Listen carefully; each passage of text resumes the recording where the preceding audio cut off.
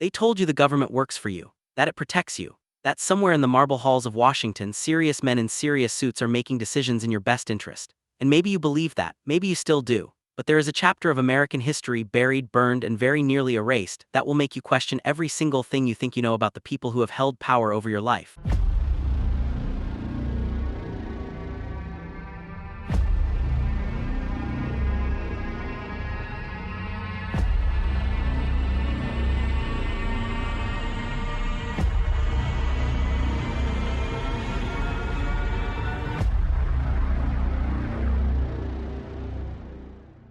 This is not a conspiracy theory. This is not speculation dressed up in shadows and whispered in dark corners. This is documented. This is real. This happened.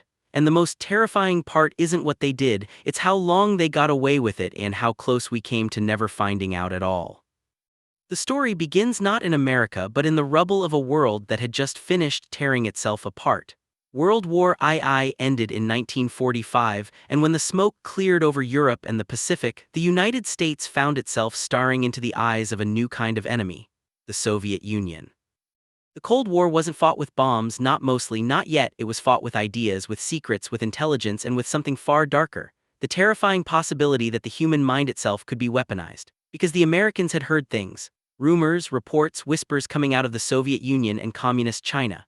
Stories of prisoners who confessed to crimes they hadn't committed. Soldiers who returned from captivity speaking in strange, hollow voices, denouncing their own country with a calmness that defied explanation.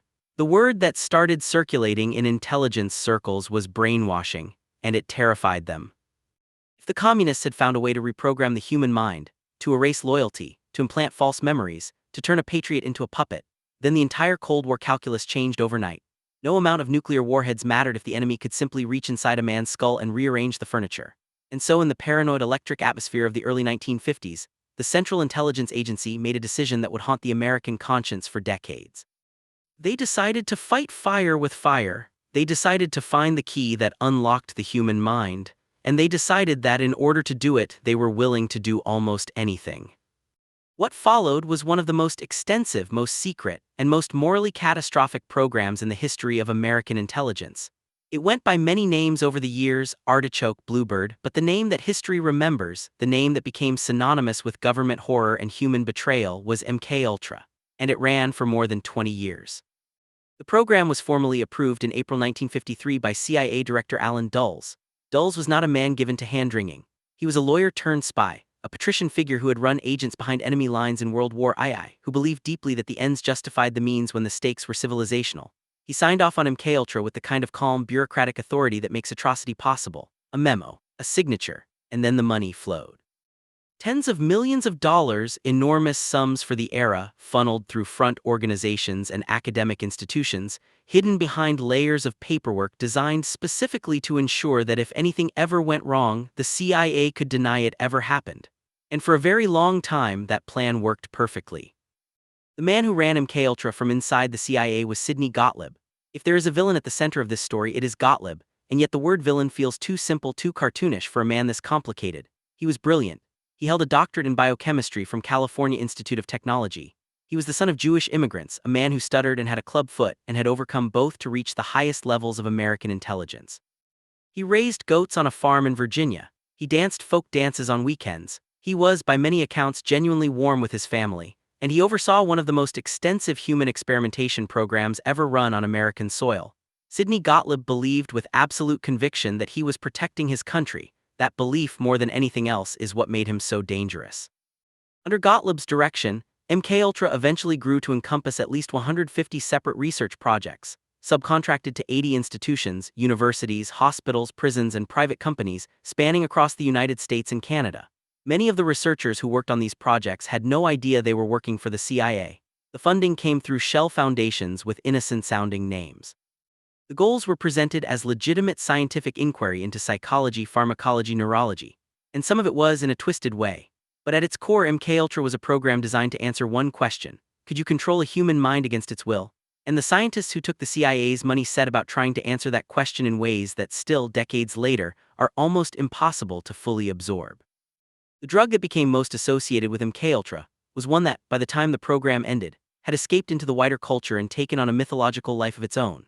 LSD, lysergic acid diethylamide, had been synthesized in 1938 by Swiss chemist Albert Hofmann, and its mind-altering properties were discovered accidentally in 1943, when Hofmann absorbed a tiny amount through his fingertips and experienced the world's first acid trip. When the CIA heard about this substance, a drug so powerful that micrograms could induce hallucinations, paranoia, profound psychological disorientation, their eyes lit up. This, they thought, could be the key, a truth serum, a way to break down resistance. A chemical that could make a man so confused, so unmoored from reality that he would tell you anything, do anything, be shaped into anything. Sidney Gottlieb's team began acquiring industrial quantities of LSD from Sandoz laboratories in Switzerland. And then they began experimenting. At first, they tested it on themselves and on consenting colleagues within the CIA. Some of those early sessions were almost bizarrely collegial, agents tripping in offices, trying to maintain their composure in meetings, reporting back on the experience with the detached professionalism of scientists observing a chemical reaction. But consenting experiments among trained intelligence officers could only tell you so much. If the whole point was to understand how LSD affected an unsuspecting target, how it could be used as a weapon against someone who didn't know what was happening to them, you needed to test it on people who didn't know what was happening to them. And so they did. Operation Midnight Climax is a name that sounds like it was invented for a thriller novel, but it was real. It was a subproject of MKUltra, run by a CIA officer named George Hunter White, and it operated out of safe houses in San Francisco and New York City, apartments that had been secretly converted into observation posts, equipped with one-way mirrors and recording equipment. White's team paid prostitutes to lure unsuspecting men back to these apartments, and then they dosed them with LSD, without consent, without warning, without any medical supervision. And the agents watched from behind the mirrors and took notes while ordinary men who had come expecting an ordinary evening, were plunged without warning into a chemical nightmare they had absolutely no framework to understand. White himself, by his own later account, conducted many of these sessions while drinking martinis and watching through the one-way glass. He reportedly described this work as among the most enjoyable of his career. But Operation Midnight Climax was just one part of a much larger horror. Across the country, in universities and hospitals and psychiatric institutions, MKUltra research was being conducted on patients who had no idea they were subjects in a government program. Prisoners at federal penitentiaries were given LSD repeatedly, sometimes for weeks at a time, to study what chronic exposure did to the mind. Patients admitted to psychiatric hospitals for depression, anxiety, and other conditions were subjected to experimental drug regimens without their knowledge or consent. The logic, insofar as there was logic, was that these were people who were already compromised, already confined, already under institutional control, people whose voices, if they spoke, would not be easily believed.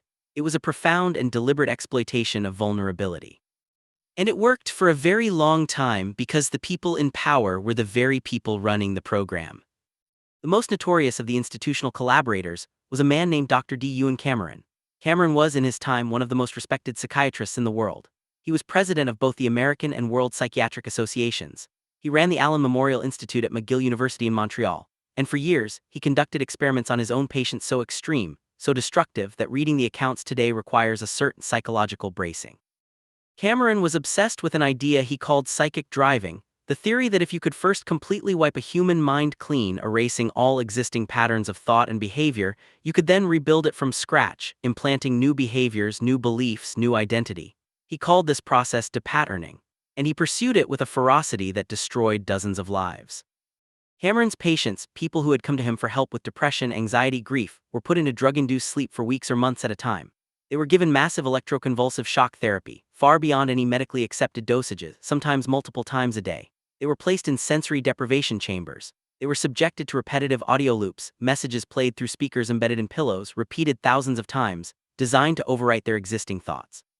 And when Cameron's patients woke up, if they woke up in any meaningful sense, many of them could no longer remember who they were. They had lost the ability to care for themselves. They had lost memories of their childhoods, their families, their names. One woman who had gone to Cameron reporting anxiety was returned to her family essentially as a different person. She had to be retaught how to walk, how to eat, how to use a toilet. She was in her 30s. The CIA funded Cameron's work for years through a front organization called the Society for the Investigation of Human Ecology. They knew exactly what he was doing. And yet even this was not the bottom, because the CIA was not only experimenting with drugs, They were experimenting with everything, with hypnosis, with sensory deprivation, with psychological torture, with the systematic destruction of human identity through sleep deprivation, isolation, and relentless psychological pressure. They were trying to create what some researchers described in internal documents as a perfect amnesia, a subject who could be made to carry out a task and then forget they had ever done it. They were trying, in the language of the documents, to create courier amnesia or programmed unconscious behavior. In plain language, they were trying to create a human being who could be used as a tool and then have no memory of being used at all. There is a name that has become inextricably linked to the darkest corner of MKUltra, though the connection to the program has never been definitively proven. Frank Olson was a biochemist working for the U.S. Army's biological weapons program at Fort Detrick, Maryland. He was, by all accounts, a quiet, brilliant, somewhat troubled man, a father of 3 children in a comfortable Maryland suburb. In November of 1953, Olson attended a CIA retreat at a cabin called Deep Creek Lake. At some point during that gathering, Sidney Gottlieb, without telling anyone, spiked the drinks with LSD. It was one of the operational experiments, an attempt to observe the drug's effect on unsuspecting subjects. For most attendees, the experience passed. For Frank Olson, something broke. He became agitated, withdrawn, convinced that his colleagues were spying on him, convinced that something was deeply wrong. He told his wife he had made a terrible mistake. He seemed unable to articulate exactly what he meant. The CIA, alarmed by his deteriorating state, sent him to a psychiatrist in New York, not to help him but to manage him, to keep him stable, to prevent him from saying something that could unravel the entire program. Olson was given more drugs, he was monitored, and on the night of November 28, 1953, he fell from the window of a room on the 13th floor of the Statler Hotel in New York City. He died on the sidewalk below. The CIA and the Army told his wife and children it was a suicide. They told them Frank had jumped, and for 22 years that was the official story. It would remain the official story until 1975, when the secrets began to crack open. The unraveling of MKUltra is itself a story of extraordinary contingency, of how close the truth came to being permanently buried. Because here's what you need to understand. Sidney Gottlieb, when he finally left the CIA in 1972, ordered the destruction of all MKUltra files. Boxes and boxes of documents, the records of 20 years of experiments of hundreds of subjects of everything were fed into shredders and incinerators. He was thorough. He was careful. He was, by most measures, nearly successful.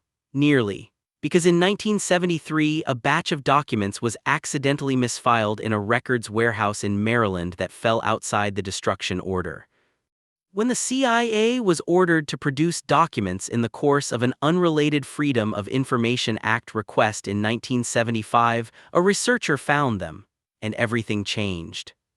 The Church Committee, the Senate Select Committee chaired by Senator Frank Church that was already investigating intelligence abuses, launched a full investigation. Then a second investigation led by Senator Edward Kennedy dug deeper, and what they found, even from the incomplete records that had survived Gottlieb's purge, was staggering. Testimony came from victims and former operatives. Documents detailed experiments that defied belief. The scale of what had been done to American citizens, to Canadian citizens, to people who had never consented, who had no idea, who had simply been in the wrong place at the wrong time, came into the light. In 1977, CIA Director Stansfield Turner testified before Congress and acknowledged the program. The agency released thousands of previously classified documents, and the American public, for the first time, was confronted with the full shape of what their government had done in their name, in secret, in the name of national security for over 2 decades. Frank Olson's family was told the truth, some of it at least. President Gerald Ford personally apologized to them. They received a settlement, but Frank Olson's son Eric was never satisfied. He had his father's body exhumed in 1994 for a second autopsy. The forensic pathologist who examined the remains concluded that the injuries were inconsistent with a fall, that Frank Olson had been struck on the head before he went through the window. Eric Olson has spent decades pushing for a full criminal investigation. To this day, no one has ever been charged with Frank Olson's death. The victims of Dr. Ewan Cameron fared somewhat better in the narrow legal sense. In 1988, the Canadian government paid compensation to some of Cameron's surviving patients. The CIA settled a lawsuit brought by 9 of Cameron's victims without admitting liability. But no criminal charges were ever filed against Cameron, partly because he had died in 1967, before the full scale of his work became publicly known. His patients, those who survived, those who retained enough self to know what had been done to them, lived the rest of their lives with holes in their minds where their memories should have been. Sidney Gottlieb retired to a goat farm in Virginia. He and his wife later spent time working as medical volunteers in India. He gave one significant interview to journalist Stephen Kinzer shortly before his death. He expressed, according to Kinzer, something like remorse, though remorse shaped by a genuine, unshaken belief that he had been trying to protect his country. He told Kinzer that he had come to believe the work had achieved nothing, that the mind control experiments had produced no reliable results, that LSD could not be used as a truth serum or a tool of behavioral control, that the entire 20-year program had been, in the cold scientific light, a failure. He died in 1999. No charges were ever filed against him. The Church Committee hearings produced extensive public documentation. Congress passed the National Research Act in 1974 and established the Belmont Commission, which in 1979 produced the Belmont Report, the foundational document of modern research ethics in the United States, the document that established the principle of informed consent as the bedrock of any legitimate human experimentation. Something good came from the horror, but that doesn't erase the horror.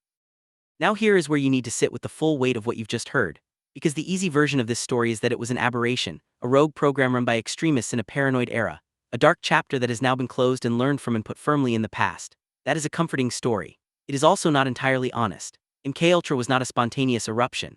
It was a program that was approved, funded, and overseen at the highest levels of the US government. It was not run by madmen operating outside the system, it was run by the system, by decorated officers, by respected scientists, by men who attended church and loved their families and genuinely believed they were doing what had to be done. And it operated successfully and invisibly for more than 2 decades. That is not the story of a few bad apples, that is the story of an institution. And there is something else. When Gottlieb ordered those files destroyed in 1972, he did not do it because he thought he had done something wrong. He did it because he understood that power is protected by secrecy and that what the public doesn't know can't threaten the people who hold that power. The files that survived were an accident. Which means that if the warehouse had been a little more organized, if that one misfiled box had been filed correctly and shredded along with the rest, none of this would be publicly known today. We would have no church committee, no Senate hearings, no settlement for Cameron's victims, no Belmont report, no apology to the Olson family. Nothing, just the official story, which was nothing happened. Think about that. Think about how many official stories there are that no misfiled box has yet contradicted. The Cold War is over. The Soviet Union collapsed in 1991. The specific geopolitical fears that drove Alan Dulles and Sidney Gottlieb and the architects of MKUltra are in their original form history. But the architecture of secrecy that made MKUltra possible, the classification systems, the funding mechanisms, the institutional culture that places national security above accountability, that architecture did not collapse with the Soviet Union. It evolved. And the fundamental human tendency that made scientists like you and Cameron possible, the tendency to view certain categories of people as available for use, as instruments rather than ends, as acceptable costs in the service of a larger goal, that tendency is not a Cold War artifact. It is permanent. It is in us. It is something every generation has to consciously choose to resist.